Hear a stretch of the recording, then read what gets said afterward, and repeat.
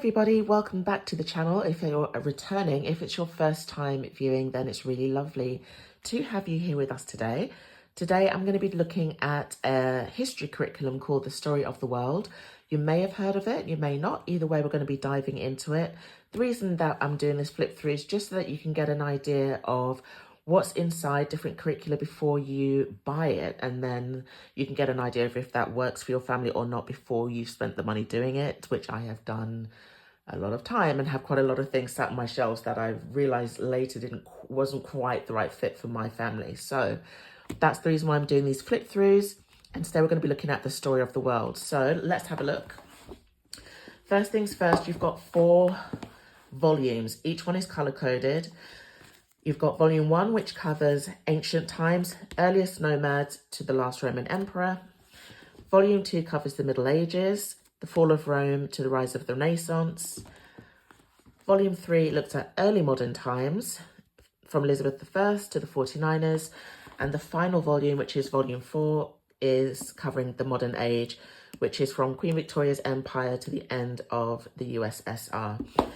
Each book comes with a storybook, which are these are the actual storybooks, and then they come with an activity book as well, which look like this. So this is the one for the first volume.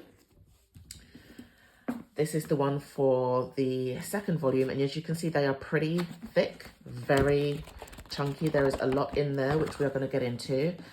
Then you've got the one for volume 3, and then volume 4. And again, they're all color coded, they all match up, so it's pretty easy to see which activity book goes with which volume of the story. So let's have a look inside. The Story of the World literally reads like a storybook, but it is packed with historical events and facts and information and people and all sorts of things. So it really is, it's packed with all the information you'd get in a history textbook, but it's not reading like a history textbook. It's not that dry, just facts and dates and places and names type of thing. It reads like a storybook. It has a narrative to it, and it's designed so that you would read it out with your family, and they would be going through the storybook, learning along the way all these different facts and information about what happened and who was this person and how did they do this, and how people lived in this time, and how one event affected another, and all these kinds of things. It's very well thought out. Each chapter, it starts with volume 1 being the beginning of that, helps to really kind of break down and explain to your child, well, what is history? When we think of history, what is that, and what is archaeology?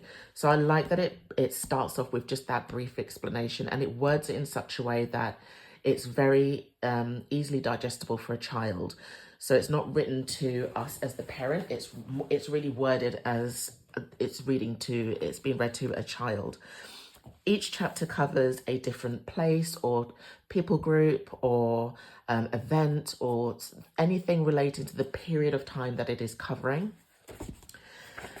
And as you go through the book, there are some illustrations, mainly maps and things like that. It's not coloured, it is black and white, but there are some illustrations where it just helps to kind of bring the story to life.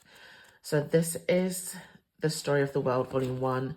All of them are pretty uniform in the way that they are structured. They're just going to be covering different time periods, as you can see. And as you're reading through the storybook, the way that it's designed to be used is that you would then read a chapter, and when you finish that chapter, there is an aligned chapter within the activity book that is filled with the activities and review questions and things, exercises to do that cover what has been read. So this is where your child would then work with you to go over what they've learned, and you can see how much they've retained and help them to really get an understanding of what they've been learning about whilst listening to you read the story out. Or if you have an older child, they could be reading the story out as well. So this is the activity book. You've got your table of contents. It breaks down what's in each chapter of the activity book here. So you can see, and then it's got different types of activities. There are a lot. First things first, there are a lot of different activities in here, and you do not have to do every single activity. It's designed with multiple levels of learning in mind. So you could do the one history curriculum with children of different ages. You could easily do that. And we're going to go into an example of what that would look like in practice when we look in a bit more in depth at the chapters. But just to give you an idea, this is how the chapters are laid out. So you have each period that it's looking at, or each subject within that period that the chapters are looking at, and then it's going to break down in quite a uniform way the different activities that are found under each chapter. So they've all got the activity book parents guide, which is this, a map answer key, blank student map, colouring pages, review cards, and there are lots of hands-on activities, crafts and science and all types of things that tie into the period and the topic within that period that is being covered in the subject book here. So if we jump ahead and we look at chapter 30, for example, it doesn't really matter which one we look at, they're all kind of laid out the same as I've said. The first thing that it's going to show you are some books that you can cross-reference to go in a bit more depth or look up some more information about what's been covered in the story. I like that it does this. We've used this in my family, and I do like that it takes a lot of the legwork out of having to find what books, which books line up with the particular time in history, and then find which pages will cover X, Y, Z.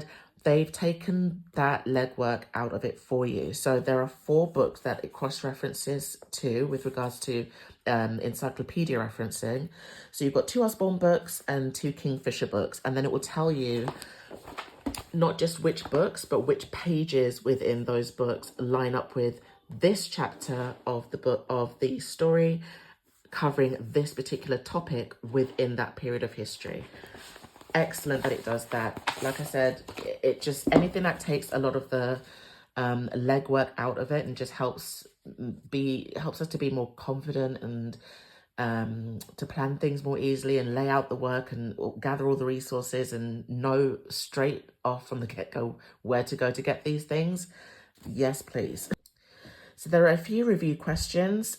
Those chapters, you can see, is broken down into slightly smaller topics within that chapter. So you've got life on the Ganges River, the castes of ancient India.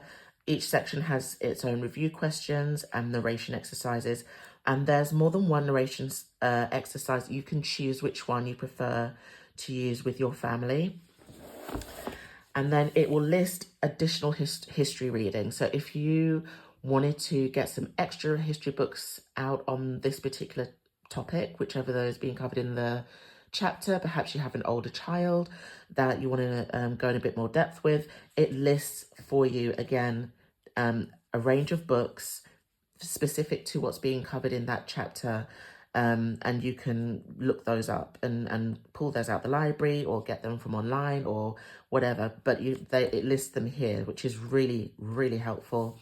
The same with literature suggestions. So there's a lot of extra book work that you can choose to do. You don't have to do it. It is a bit like a buffet. So you can pick and choose the exercises and the additional books that you want to use for your family based on your children's ages and abilities and where they're at in their learning, and do that. Map work. Now, where it's referring to student pages, the student pages are in the back of this activity book. The book really is split into 2 main parts. So if we look at where the student pages start, so this is the book for volume 1. This first half of the book is more for you as the parent. It has all of the questions, it has the craft activities, it has all of the cross-referencing, the book list. Everything is in this first half of the first section of the activity book. And then the second part of the activity book are the student pages. These are the pages that your children would use to do some of the more hands-on things, and like the map work, for example, the colouring pages, some of the craft activities. There's things that you would use for that are in here. There's word searches, there's crosswords, there's loads of different activity sheets in this student pages part here. So these are the consumable pages that your child would use. What some parents do, or some families do, is take this activity book to a printers or bookbinding company and get this separated. So they'll get the spine taken off and get this split into 2 physical books, so that you have one physical section that is just the parent guide and the pages that you would use as a parent, and one separate book that is now just the student pages on their own. You can do that if you choose. That is completely up to you. I personally just prefer to just keep it all as one. But that is an option, and you can see why some families would prefer to do that, because they are quite thick, they are quite chunky. The activity book for volume 1, just so you can get an idea of its thickness, this is actually the smallest one. They get quite a lot thicker as you go along. So this is volume 3, for example, compared to volume 1. So you can see there's quite a big difference. So I can understand why some parents would prefer to get these split and then bound as 2 separate books, especially if you were perhaps, you know, doing homeschool on the go and you were moving around a lot or whatever. It depends on you. So however it would work best in your family, you would know what would work best for you, and just do accordingly, really. But that's an option. So the chapters: encyclopedia cross-references, review questions, narration exercises. There are several. Then you had your map work. It will refer to the page within the student pages as to where you'll find that specific map. So again, the student pages are here. They are all numbered from here, from the beginning of the student pages onwards. And so you would just look up page 33, flick through, and then you'd find page 33 of the student book. And then this is the map for that particular chapter. And you would just follow the instructions. Colouring pages, again, it will tell you which page on the student page to go to. And then there are a number of hands-on projects that you can do. I love this. This is great for not only children of different ages, but children who are different types of learners. My youngest, for example, would be far more engaged in doing the colouring and the hands-on projects. And my older child would now be moving more towards doing more of the review questions and the narration exercises. Well, they'd both do the narration exercises, but my older child would be more leaning towards the review questions and the map work. My younger child would still be more focused on colouring pages and hands-on projects, but they're still focusing on the related topic, and they're still getting that lesson, they're still taking it in. So it's so flexible in how you can implement this curriculum in your home for your homeschool. And that's one thing I really, really love about this. And I believe that's also why it's such a popular curriculum. So you've got art projects, craft projects. This is a recipe, so you can cook foods related to the place in the world that you're looking at, or the type of meal that they would have had at that time in history, all sorts of things. And you can see there are loads. This is why I was saying you do not have to do all of the activities within each chapter section, because it would just be too much. But you can just pick. So there's tons of things that you can just pick and choose, like a buffet, like I said, of what you would like to do with your children and what appeals to them most, that they're going to really bring their history lesson to life and make it very fun, a lot less dry than some of the history lessons we would have had for those of us who had our history lessons at school. It probably wasn't like this. So this is one of the things I really, really love about Story of the World. So each volume, as I said, has its related activity book. And so they'll look something like this when you get them together. There is also the option to purchase an additional book, which is a test book. So that's something that you would use with your older child. It would help them to be able to it's more review questions. It would help them to be able to answer questions based on what they've been learning, and just to check, it's a great way of being able to check to see that they've retained what they have learned, and they can put the pieces all together as to what's being covered. So I'll grab a copy of the test book and you'll be able to see what that looks like. So this is a copy of the test and answer key book that I was referring to. This one is for volume 3, so it's green because, as I said, everything's color coded. So if you were to get a full set of the books, including the test book and answer key, you would have 3 books like this. And it really just jumps straight in. Again, it lines up chapter to chapter, chapter to chapter going through. And the layout is very uniform all the way through. So you'll have a fill the blanks, multiple choice, then there's true and false, and then there's a section where your child will then answer the question that's being asked in their own words. And it's that same layout throughout. And at the back of this is an answer key. So you can pull this out. The pages are perforated, so you could easily tear the answer key out if you wanted to make sure that they are not where your kid can flip through and cheat, as I have to do sometimes. But yeah, that's the way that this is laid out, and you can purchase this separately, or you could choose to just use the storybook and the activity book. As you've seen, the activity book has plenty in there to do, more than enough. This is more just if you wanted to go in a little bit more depth, I suppose, with maybe an older child. This would suit an older child, not your littles. And with regards to the Story of the World, there's different formats you can get this in. You can purchase the hard copy, the books, from their website. You can also purchase the PDF versions, and there is an audio version. You can get the CDs of the storybook, where you might want to put that in your car and play that whilst you're driving around and have your family listening to the story, or put that on an MP3 download, which is another version, format that it comes in, and perhaps have that as an audiobook that is playing at bedtime, for example. Whatever it is that works best for you. It's super, super flexible in that respect. It is designed with the classical education method in mind, but again, it is so flexible. It really adapts very well to loads of different styles of educating.